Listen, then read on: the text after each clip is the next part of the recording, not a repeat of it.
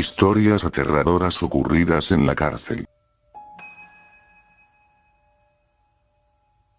Mi apodo es Julián. Estuve en la cárcel durante 15 años, y la vida ahí es bastante dura. Todos los días son una batalla entre la vida y la muerte. No tiene caso contar por qué me encerraron. El motivo de escribir esto es compartir algo que me sucedió. Compartía mi celda con otros 2 compañeros. Uno de ellos, al que le decíamos Elodie, había llegado ahí por haberle quitado la vida a varias personas. Fue muy cruel con sus víctimas. Incluso se reía cuando nos contaba lo que había hecho. Su sentencia era de más de 100 años, así que ya no volvería a salir. A veces me decía que para él era más fácil morir que pasar el resto de su vida encerrado. Se metía en muchos problemas. Lo apuñalaron varias veces y siempre lograba sobrevivir. Hasta que un día se metió con alguien realmente peligroso y ya no la contó. Estábamos en los baños cuando los custodios nos ordenaron salir. Solo Elodie se quedó adentro. Todos supimos que ya no saldría de ahí. Después entraron varios tipos y, más tarde, sacaron el cuerpo de Elodie. Eso es algo muy común en la cárcel. La vida llega a perder sentido y uno se mentaliza para pensar que cualquier día puede ser el último. El caso es que, una noche después de lo ocurrido, escuché algo extraño en el pasillo. Sonaba como si algo se estuviera arrastrando. Traté de ver de dónde provenía el ruido y distinguí un bulto negro afuera de mi celda. Conforme mis ojos se acostumbraban a la oscuridad, pude notar que era la sombra de una persona avanzando sobre los codos, como si las piernas ya no le funcionaran. Lo primero que pensé fue que se trataba de algún preso herido, alguien que había sido apuñalado y estaba dando sus últimos momentos. Pero había algo raro en su comportamiento. No se quejaba, no hablaba, no hacía ningún sonido. Solo avanzaba lentamente. No escuchaba una respiración agitada ni ningún signo de dolor. Lo que realmente me asustó fue que su silueta era muy parecida a la de Elodie. Estaba pelón y tenía las orejas algo puntiagudas. No podía distinguir su rostro porque todo estaba demasiado oscuro, pero la silueta se veía perfectamente gracias a la poca luz que llegaba desde afuera. Por un momento pensé que seguía vivo y que era tan difícil de matar que había logrado engañar a la muerte una vez más. Desperté a mi otro compañero.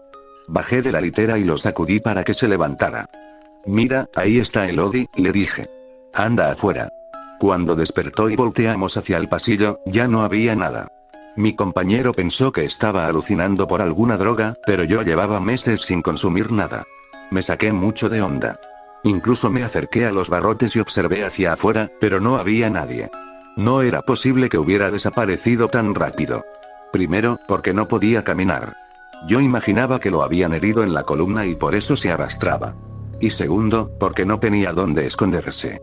A esas horas todas las celdas permanecen cerradas y solo los custodios tienen las llaves. La noche siguiente volvió a ocurrir. Esta vez la figura se sujetó de los barrotes, como si intentara trepar. Sin embargo, no me decía nada. Seguía sin poder verle el rostro. Lo que me hizo sentir un escalofrío fue ver otra sombra detrás de él. Era una figura delgada, con dedos anormalmente largos y uñas afiladas. Nadie me cree cuando lo cuento, pero por un instante alcancé a distinguir unos pequeños cuernos sobre su cabeza. Primero sujetó la sombra de Elodie por los hombros. Después la jaló de las piernas. Poco a poco comenzó a arrastrarla hacia la parte más oscura del pasillo. Aquella sombra delgada nunca se mostró por completo. A veces solo parecía un bulto sin forma, una mancha oscura moviéndose entre las sombras. Nunca volví a ver a Elodie. Yo creo que el diablo vino por él. Ese hombre había arrebatado muchas vidas, y siento que después de morir tuvo que pagar por todo lo que hizo. Todos me dicen que lo imaginé, pero no fue así. En ese momento estaba completamente limpio. Ya me había alejado por completo de los vicios. Por eso sé lo que vi. Lo único que no entiendo es por qué fui el único que pudo verlo. Pero desde aquella noche quedé convencido de una cosa: el infierno sí existe. Mi experiencia en la clínica Vive Monterrey, ubicada en Santiago, Nuevo León, fue extremadamente negativa.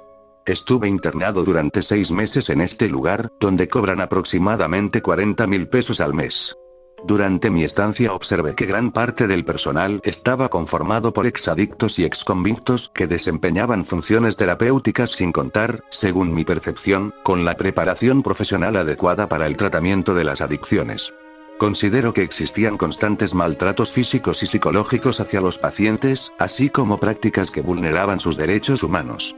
También percibí que se manipulaba a las familias mediante diagnósticos alarmantes para convencerlas de mantener a sus familiares internados durante largos periodos, con el consiguiente beneficio económico para la institución.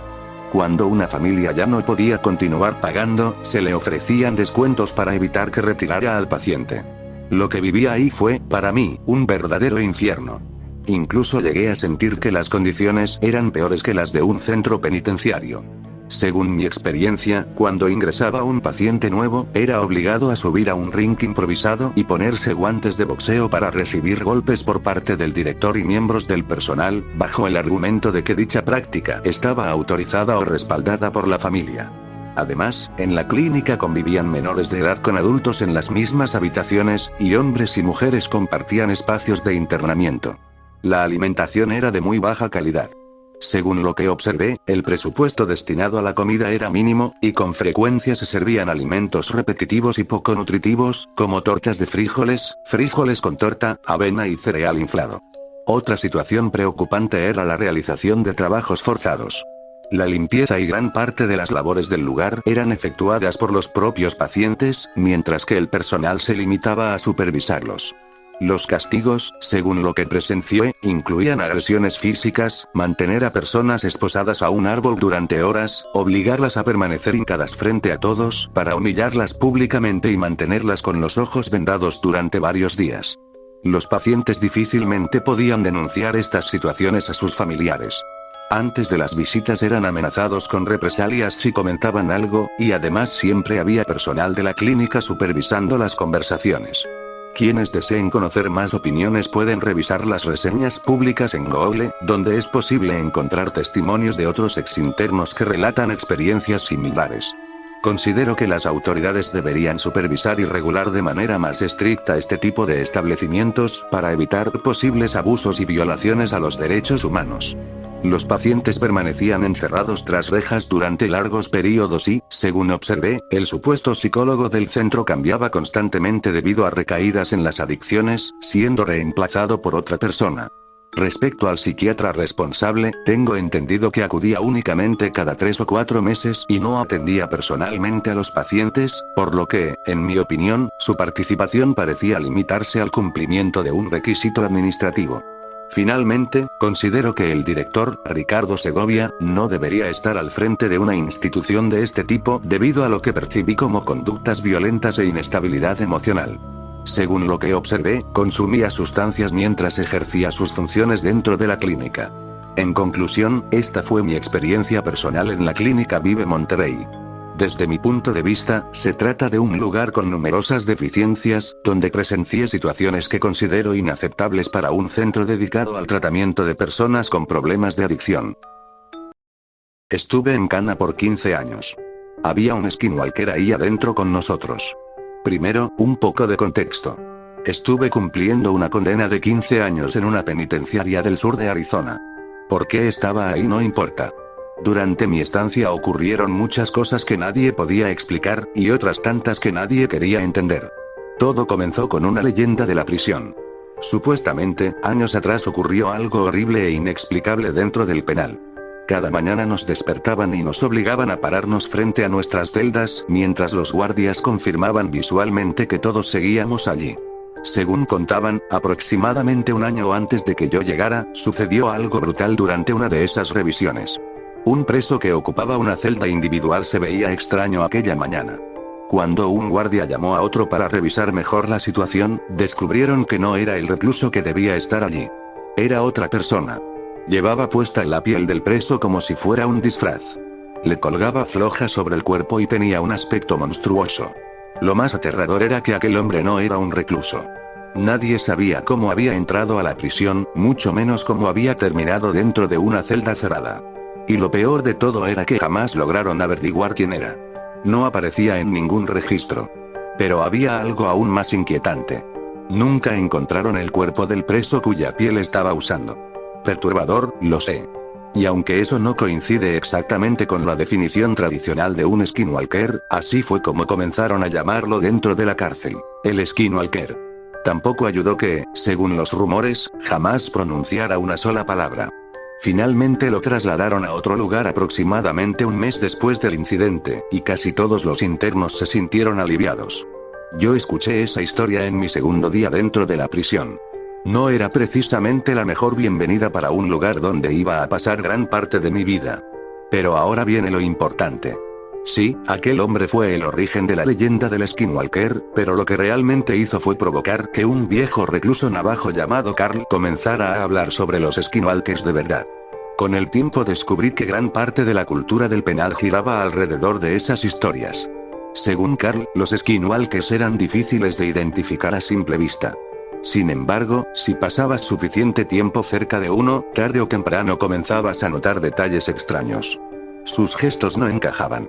Podían imitar el habla humana, pero nunca reproducirla a la perfección. Tenían movimientos nerviosos, tics involuntarios y una forma de caminar que resultaba antinatural. Lo peor era que, según Carl, mejoraban con la práctica. Él estaba convencido de que había un Skinwalker auténtico entre los presos. Decía que nos estaba eliminando uno por uno a lo largo de los años. En una ocasión incluso lo llamó el gran maestro Skinwalker. Según él, aquella criatura había perfeccionado tanto su imitación de los seres humanos que podía hacerse pasar por tu compañero de celda durante días enteros sin despertar sospechas. Tenía que ser paciente, decía Carl. Un Skinwalker común aprovecharía cualquier oportunidad para matar. Pero este había comprendido que tenía una fuente inagotable de víctimas. Por eso esperaba. Observaba. Y elegía cuidadosamente el momento adecuado. Muchos se reían de aquellas historias. Muchos más se sentían aterrados. En prisión la gente se quiebra. Eso es normal. A veces encuentras a tu compañero de celda colgado de una sábana improvisada. A veces simplemente no soportan más la presión. Pero en nuestro patio las personas se quebraban de una forma muy particular. No era un arrebato violento durante la cena. Tampoco un suicidio silencioso en mitad de la noche. Simplemente dejaban de hablar. Comenzaban a caminar encorvados. Se arrastraban. Abandonaban todas sus amistades. Pasaban los recreos completamente solos. Y dejaban que el cabello les cubriera el rostro. Nadie quería hablar de ello. Era como si mencionar el tema pudiera contagiarte. Yo sentía exactamente lo mismo. No sabía si se trataba de locura o de algo mucho peor. Y tampoco quería averiguarlo. No ocurría con frecuencia, pero cada vez que alguien se quebraba de aquella manera, desaparecía en cuestión de semanas. Siempre los trasladaban. Siempre los enviaban a algún lugar desconocido. Y nadie volvía a saber de ellos. Luego estaban los sonidos nocturnos. A cualquier hora de la madrugada se escuchaban explosiones breves y desgarradoras que resonaban por todo el bloque de celdas. Sonaban como una mezcla entre el chillido de un cerdo agonizando y uñas raspando una pizarra. Era otro tema prohibido. Nadie quería hablar de ello. Pero aún más aterradoras eran las sombras. Y los pasos. Las luces nocturnas apenas iluminaban los pasillos. Aún así, yo veía sombras moviéndose por las paredes de mi celda cuando no había ningún guardia cerca. Una noche, cerca del final de mi condena, desperté y observé la pared del fondo. Allí había una silueta humana perfectamente definida. Alguien estaba de pie. Miré a mi compañero de celda. Seguía dormido. Miré hacia el pasillo. No había nadie. Y luego estaban los pasos. Todos odiaban los malditos pasos. Eran, sin duda, lo peor. A veces, en mitad de la noche, se escuchaban pasos increíblemente rápidos. Sonaban como pies mojados golpeando el suelo de baldosas. Lo que fuera que los producía atravesaba el bloque entero en cuestión de segundos. Era demasiado rápido. Inhumanamente rápido. Si estabas despierto cuando comenzaban, para el momento en que girabas la cabeza para intentar ver algo, el sonido ya estaba 3 o 4 celdas más adelante. Todos los odiaban. Y yo también. Hace aproximadamente un mes finalmente salí de aquel lugar. Tengo más historias de las que podría contar. Y juro que estuve a punto de convertirme en una de ellas. Una semana antes de mi liberación, mi compañero de celda, que además era uno de mis mejores amigos allí dentro, se quebró. De la misma manera que todos los demás.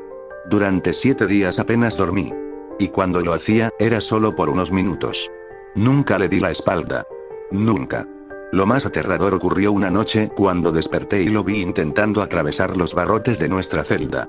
Para que se hagan una idea, yo no podía pasar nada por esos espacios que fuera más ancho que mi hombro. Pero él sí. Y lo peor era que no estaba saliendo. Estaba regresando. El día de mi liberación no le dirigí una sola palabra. Simplemente me marché. Parecía no importarle. Y a mí tampoco. Había sobrevivido. 15 años de peleas. Disputas entre pandillas. Y, posiblemente, secuestros de skinwalkers. Crucé las puertas principales convertido nuevamente en un hombre libre. Mientras caminaba junto a la valla del patio, vi a mi antiguo compañero de celda. Estaba solo. Tal como había permanecido durante la última semana. Negué con la cabeza. Ni siquiera estaba seguro de que siguiera siendo él. Entonces miré una última vez hacia el patio. Esta vez desde el otro lado de la reja. Ojalá no lo hubiera hecho. Allí estaba Carl. Solo. Inmóvil. Observando a los demás reclusos. Encorvado. Con pequeños movimientos nerviosos. Con tics involuntarios. Como si algo estuviera intentando aprender a ser humano. Don Esteban llevaba meses en la cárcel.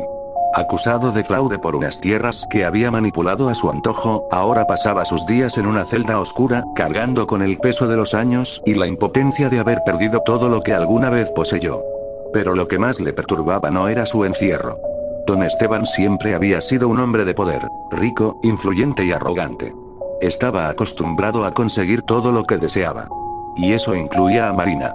Ella era joven, hermosa y llena de vida cuando él puso sus ojos en ella. Durante años la persiguió con promesas y regalos. Y cuando eso no funcionó, recurrió a amenazas veladas. La asfixió con su presencia hasta que, un día, Marina simplemente desapareció. Los rumores decían que había huido de él. Nadie volvió a saber de ella. El tiempo pasó y don Esteban cayó en desgracia. Un fraude relacionado con unas tierras, que creyó jamás le traería consecuencias, terminó llevándolo a prisión. La ironía le pesaba. Había conseguido todo lo que quiso, pero lo había perdido todo en un abrir y cerrar de ojos. Y entonces, Marina volvió. La joven a la que había deseado durante años. La mujer a la que había perseguido, acosado y atormentado. La misma que había desaparecido sin dejar rastro. Ahora estaba allí. Todo comenzó una tarde, cuando apareció sin previo aviso. Vestía de blanco, como un recuerdo de la inocencia que alguna vez tuvo. Conservaba la misma belleza serena de antes. Su piel era pálida y sus ojos, oscuros e inescrutables. Esteban sintió un escalofrío recorrerle la espalda. Pensó que jamás volvería a verla. Ella no habló al principio. Se sentó frente a su celda y lo observó en silencio, con una expresión vacía e imposible de descifrar. Al principio, él creyó que su mente le estaba jugando una mala pasada. La observó con recelo. ¿Qué quieres?, gruñó finalmente desde su catre. Has estado solo mucho tiempo, respondió Marina con una sonrisa fría. Creí que te haría bien recibir visitas. ¿Qué quieres?, repitió él. No entendía cómo había llegado hasta allí. Nadie la había anunciado. Sin embargo, estaba convencido de que era real. Después de todo, podía verla y escuchar su voz. La misma voz que recordaba. Vine a verte, respondió ella con una sonrisa amarga. Me dejaste. Me olvidaste. Desde entonces, regresó cada noche. Se sentaba en la silla de visitantes, al otro lado de los barrotes, y lo observaba durante horas. Le hablaba con dulzura, aunque cada palabra escondía un reproche. Me seguiste durante tanto tiempo, y ahora eres tú quien me abandona. Déjame en paz. Le gritaba él. Pero Marina solo sonreía. No sé de qué hablas. Sí que lo sabes, susurraba ella. Cada noche le recordaba cómo la había deseado, cómo la había perseguido y cómo había consumido su vida con su obsesión. Don Esteban estaba al borde de la locura. Sus gritos alertaban a los guardias, pero cuando ellos llegaban, Marina ya había desaparecido. Las visitas continuaron. Su presencia era inquebrantable. Sus palabras se volvían cada vez más insistentes. Y una noche, él no pudo soportarlo más. Esa noche explotó. Basta. Rugió, aferrándose a los barrotes con desesperación. Ya deja de molestarme, maldita mujer. Déjame en paz. Desaparece de una vez, desgraciada. Marina inclinó lentamente la cabeza. Sus labios se curvaron en una sonrisa. Pero esta vez no había dulzura en ella. ¿Molestarte?, susurró. No tienes idea de lo que significa eso. Lo observó en silencio. Su sonrisa desapareció. Y sus ojos ardieron de furia. Entonces comenzó a caminar hacia él. No hubo sonido de llaves. No hubo rechinar de metal. Los barrotes no la detuvieron. Esteban observó horrorizado cómo el cuerpo de Marina atravesaba la reja como si ésta no existiera. Su figura se desvaneció por un instante y volvió a tomar forma al otro lado. Dentro de la celda. El pánico le recorrió la espalda. Su mente se negó a aceptar lo que estaba viendo. No. ¿De verdad creíste que podías librarte de mí tan fácilmente? Susurró ella. Don Esteban retrocedió, tropezando con el catre. Su corazón golpeaba su pecho con violencia. El terror se apoderó de él. Pero Marina siguió avanzando hasta acorralarlo contra la fría pared de la celda. ¿No recuerdas aquella noche? La noche en que me obligaste a ser tuya, la noche en que me abandonaste en el monte y morí sin que lo supieras. ¿No lo recuerdas, Esteban? El anciano sintió un frío insoportable recorrer su cuerpo. Su respiración se volvió irregular. Su pecho comenzó a oprimirse. Marina se inclinó sobre él. No pudiste tenerme en vida, pero te aseguro que me recordarás en la muerte. El aire abandonó sus pulmones. Su corazón martilló con una fuerza insoportable. Un dolor punzante recorrió su brazo. Su visión comenzó a nublarse. Y, con un último espasmo, don Esteban cayó al suelo. Un estertor escapó de su garganta antes de que su cuerpo quedara inmóvil. Sus ojos, abiertos de par en par, reflejaban el horror de sus últimos segundos. Marina lo observó en silencio. Finalmente, todo terminó. Con la calma de quien ha cumplido su propósito, se dio la vuelta y caminó hacia la salida. Los barrotes no la detuvieron. Marina sonrió. Por primera vez en años sintió paz. Su misión estaba cumplida. Al fin podía descansar. Y, en algún lugar del mundo, una tumba que había permanecido fría durante años volvió a sentirse cálida. Estuve en el Topo Chico hasta 2018. Los que estuvimos ahí sabemos que ese lugar era otra cosa. No era una cárcel, era un mundo aparte. Adentro no mandaban los custodios, mandaban los internos. Cada módulo tenía su propia ley, su propio jefe y sus propias reglas. Ahí conocí a un vato al que todos le decían el Cora. Era un tipo callado, de mirada pesada, de esos que no necesitan levantar la voz para imponer respeto. Una noche empezaron a pasar cosas extrañas en el módulo. Primero fueron los ruidos. Pasos en el pasillo cuando todos estábamos encerrados y murmullos que parecían salir de detrás de las paredes. Después, uno de los internos amaneció con la cara llena de arañazos. Juraba que algo se le había subido encima mientras dormía. Nadie le creyó al principio, hasta que empezó a sucederle a más personas. Un día, mientras limpiaba cerca de los baños, escuché a el Cora hablando solo. Me asomé con discreción y lo vi arrodillado frente a una cruz hecha con pedazos de metal. En el centro tenía amarrado un trapo negro. Había una vela encendida y algo que parecía un pedazo de pan o de carne, como si fuera una ofrenda. Cuando se dio cuenta de que lo estaba observando, me miró fijamente y me dijo: «No te metas, carnal. Aquí estoy arreglando lo mío». Esa misma noche, un compañero apareció sin vida. Dijeron que había sido un infarto, pero quienes lo vieron aseguran que tenía los ojos completamente abiertos y una expresión de miedo que no parecía normal. Con el paso de los días, el Cora empezó a cambiar. Casi no dormía, comía muy poco y las ojeras se le marcaban hasta los pómulos. Sin embargo, nadie se atrevía a meterse con él. Incluso los jefes del módulo parecían respetarlo, como si supieran algo que los demás ignorábamos. Una madrugada me tocó limpiar nuevamente el área de los baños. La vela negra seguía ahí, consumida apenas a la mitad. En el suelo había marcas extrañas, símbolos dibujados con algo parecido a jabón quemado. El lugar despedía un olor insoportable, parecido al de carne podrida. Esa misma semana se escuchó un grito que despertó a todo el módulo. Cuando los custodios entraron, encontraron a el Cora tirado en el piso, con las manos cubiertas de un líquido rojo y una sonrisa extraña dibujada en el rostro. Nunca volvimos a verlo. Las autoridades dijeron que había sido trasladado a otro penal, pero entre los internos comenzó a correr otro rumor, que el Cora nunca salió de ahí caminando.